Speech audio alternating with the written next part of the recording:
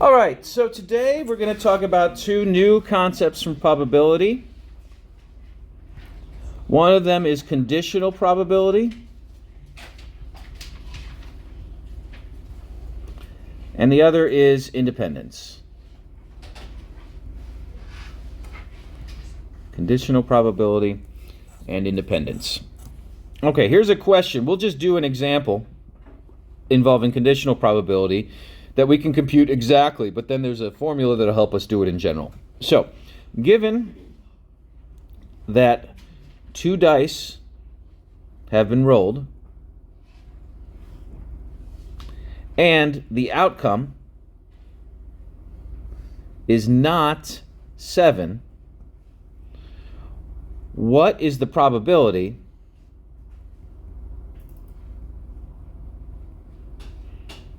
that the outcome is 8? So if we know that we did not roll a 7, how likely are we to have rolled an 8?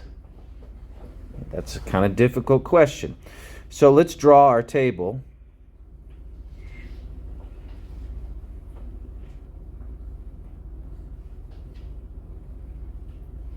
And fill it in 2, 3, 4, 5, 6, 7, 3, 4, 5, 6, 7, 8.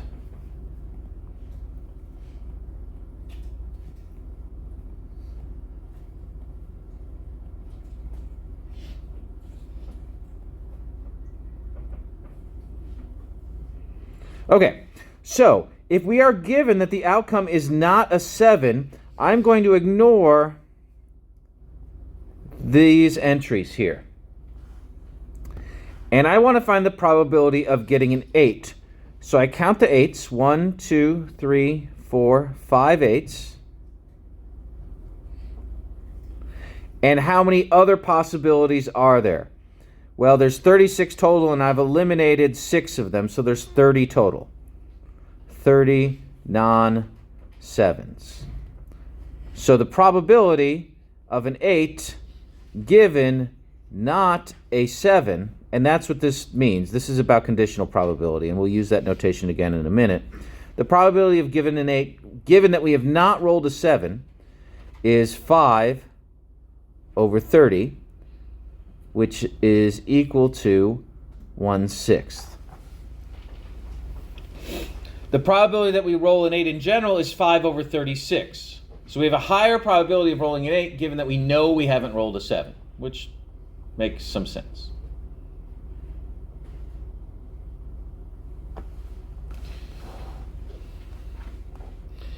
Okay, here's the definition of conditional probability.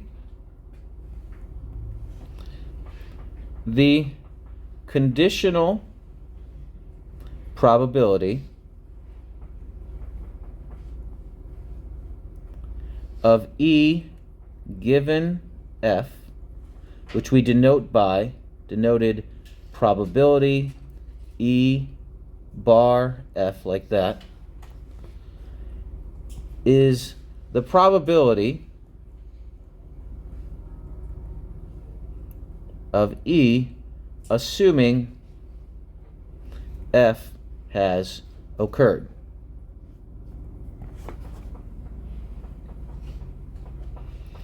And there's a formula that I'll write down in a moment once I see the pencil stop wagging that tells you how to calculate this based on the probabilities of E and F. Yeah, Haley? What's the word before PR? Denoted. It's a quick way of saying the notation we write for this is PR, comma E, line F. Here's the formula. This formula is called Bayes' formula. The probability of E given F is the probability of E intersect F divided by the probability of F.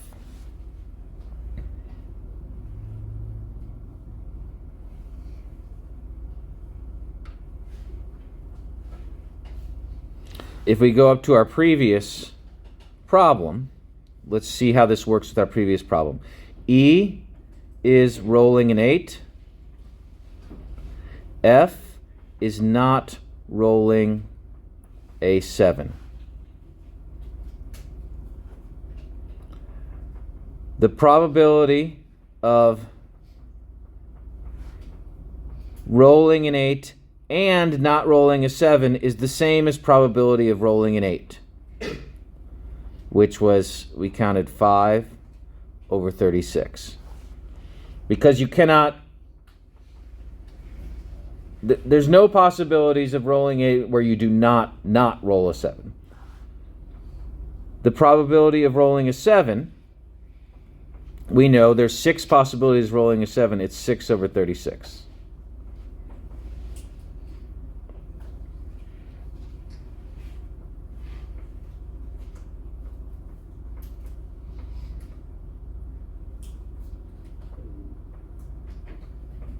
Okay, rolling an 8 and not rolling a 7 is going to be 1, 2, 3, 4, 5 out of the 36 probabilities. And then probably, this is probability of not rolling a 7. That's why this is messed up. F is not rolling a 7. How likely are we to not roll a 7? That's not 6 out of 36, that's 30 out of 36. Right? F is not rolling a 7. That's why everything was messed up. Now, if I calculate probability of E intersect F divided by probability of F, I get 5 over 36 divided by 30 over 36, and that is 5 over 30. Exactly the same thing we just got. Okay? So we've confirmed using Bayes' formula the result that we just got by carefully counting.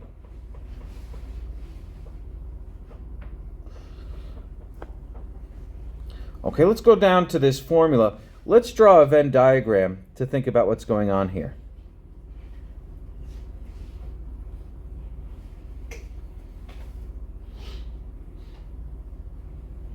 If this is F and this is E, then this formula is taking the ratio of this set divided by this set here.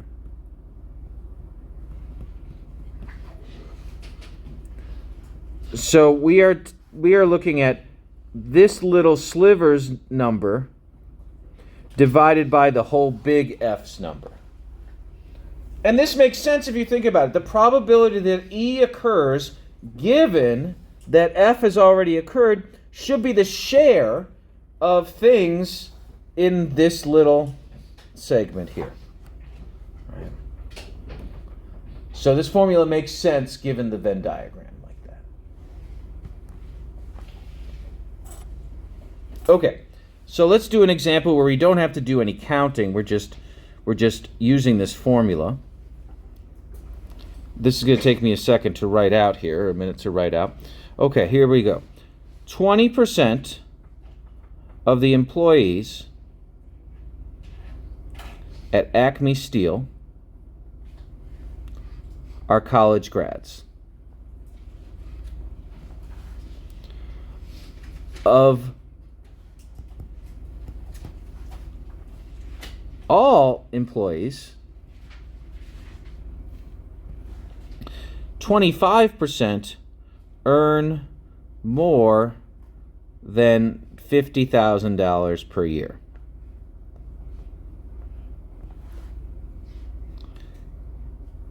And 15% are college grads earning more than $50,000 per year. So 1 out of every 4 employees earns $50,000 per year, but 15% of the total employees both earn $50,000 or more per year and are college grads. And we want to ask, what is the probability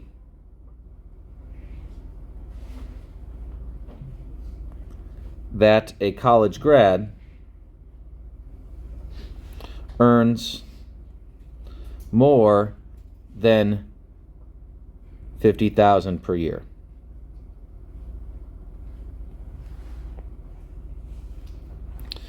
So there are two events. One event we'll call H is earns more than 50,000 per year.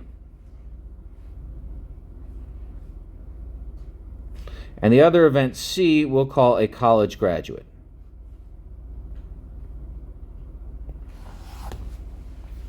Okay. Once we define these events, let's think about what the question is asking. What is the probability that a college grad earns more than $50,000 per year? This is asking, what is the probability that someone earns more than $50,000 given or conditioned on the fact that they are a college graduate? So this question is asking for the probability that someone earns more than $50,000 per year given that they are a college graduate.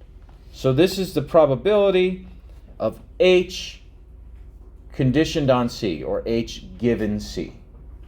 And now we use the Bayes formula that's written at the top of the screen here to actually calculate this. What is the probability that someone is... Okay, let's write it out here.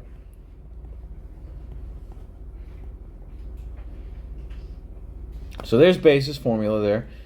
What is the probability that someone is both a college grad and they earn more than $50,000 per year?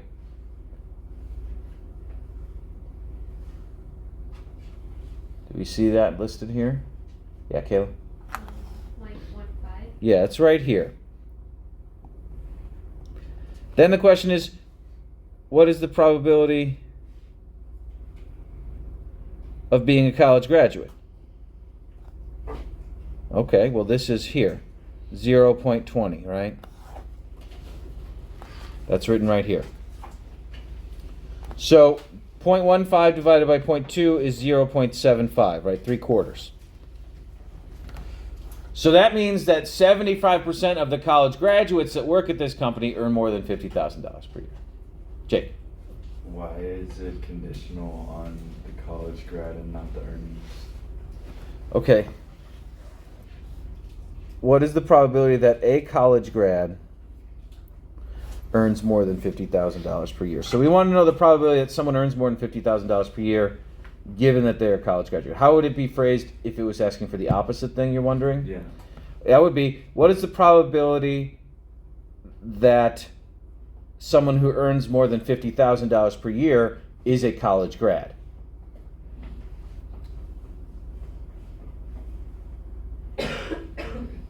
Okay, let's see if we can calculate that. The probability that someone who earns more than $50,000 per year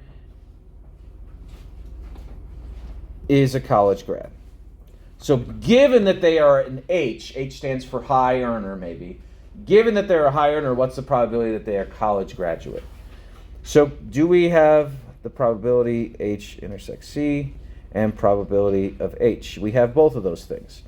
H intersects C is again 15 or 0.15, and then the probability of being a high earner we know is 25%. So this is 3/5.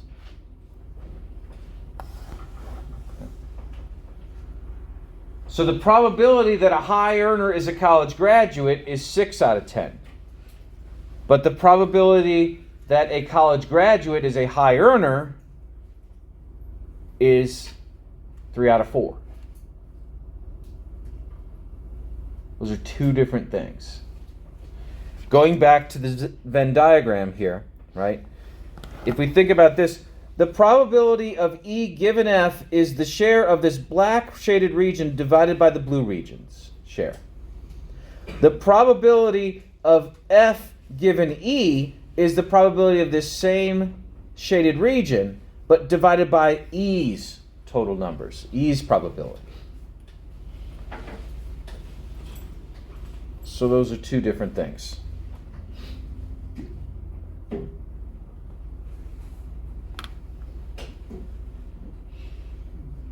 Okay, yeah, so I guess the main question you have here, Jacob, what is the difference between probability condition one thing versus the other, right?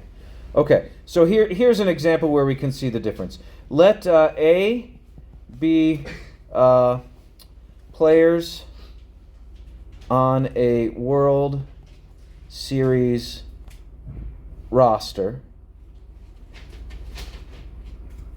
and B be the probability that a person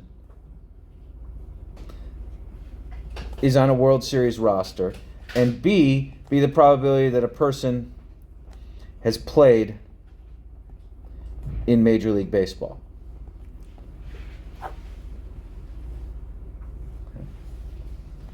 So let's talk about what the two different probabilities would be, the conditioned probabilities. Okay. The first one, probability of A given B, is saying, given that a person played in Major League Baseball, what is the probability that that person was on a World Series roster? Given that a person played in Major League Baseball, what is the probability that the person was on a World Series roster? Now, probably 1 out of 15 roster spots is in the World Series in a given year because there's 30 Major League Baseball teams, and 2 of them make it, right? So 1 out of every 15 roster spots. But of course, players cycle through the roster spots in a given year. So probably this one is probably something like 1 out of 20 or something like that. Okay? Maybe 1 out of 20 Major League Baseball players gets to be on a World Series roster. That's probably a little high, but hey, right? Because you usually have more veterans than just, yeah. But let's just take this as a guess. We're just guessing here. The other one is asking, given that a person has played on a World Series roster, what is the probability that they've played in Major League Baseball? Yeah, exactly, 1. If someone has been on a World Series roster, they most definitely have played Major League Baseball. Right? And then the probability that a person has been on a World Series roster is very, very small, right? This is probably 1 over millions. Yeah, let's just say 3 million for fun. I could be way off.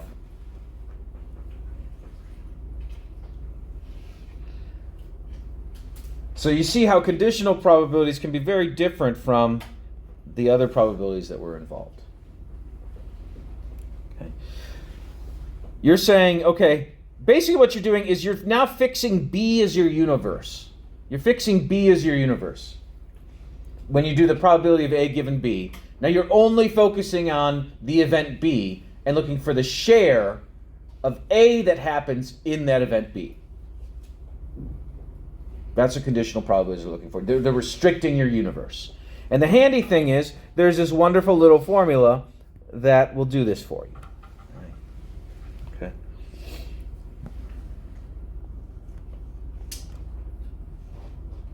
All right, let's do another one like this.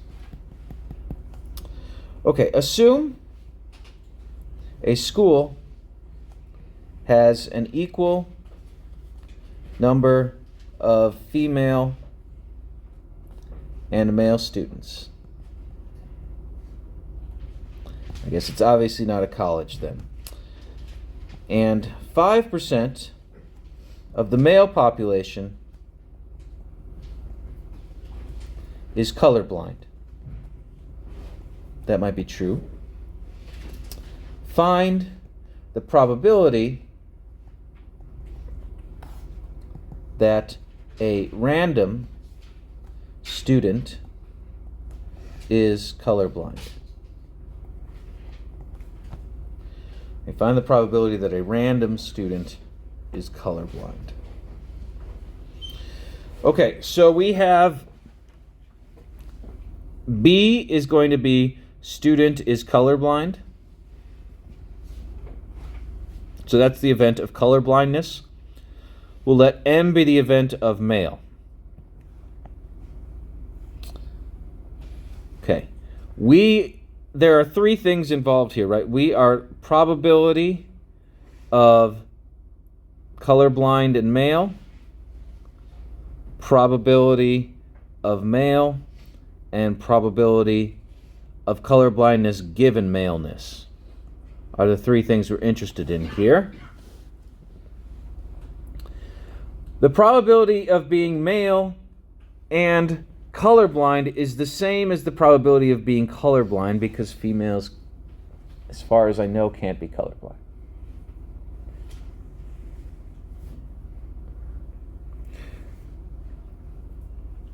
So the thing we're looking for in this problem is right there. Probability that a person is colorblind or a random student is colorblind. The probability that the student is a male is 0.5 because we're told there's equal numbers of male and female students.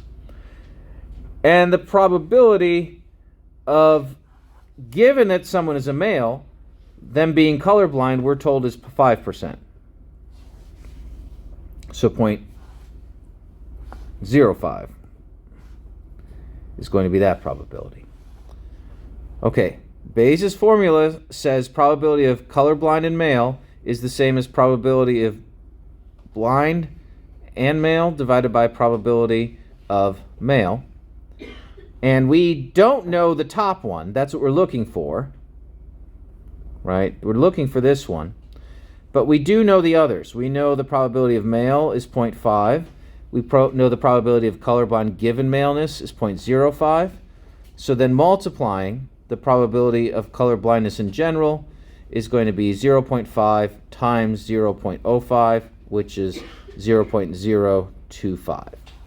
So 2.5%. Which makes sense, right? So if none of the females can be colorblind and 5% of the males are colorblind, the total colorblindness population should be 2.5%.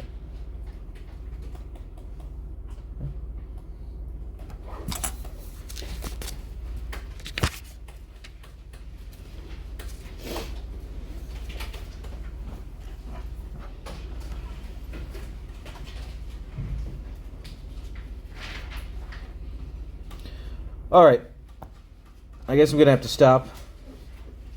We'll continue this lesson after spring break.